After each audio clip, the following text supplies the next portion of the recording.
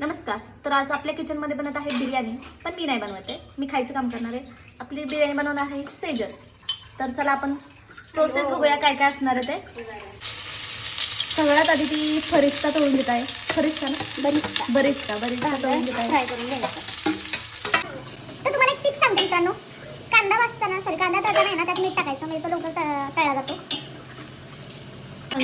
हे काय करून ठेवलंय? ते चिकन मॅरिनेट करून ठेवलंय. काय काय टाकलं त्यात?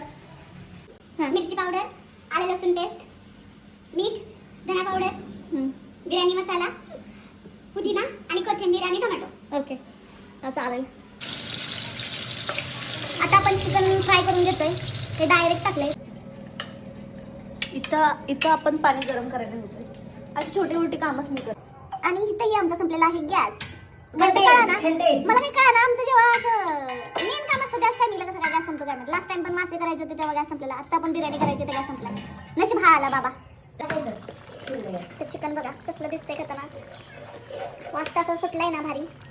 हो वाटतं असंच नीटमध्ये सुद्धा खूप टाकायचं. आता आपण लेअर लावून घेतोय. जरासा पुदिना, जराशी कोथिंबीर आणि थोडंसं तूप टाकून. मग राहुल्या बायकोची हातची बिर्याणी कशी वाटते? एक नंबर झाली बिर्याणी आहे ती, चांगलीच करते बिर्याणी आमच्या आईपेक्षा.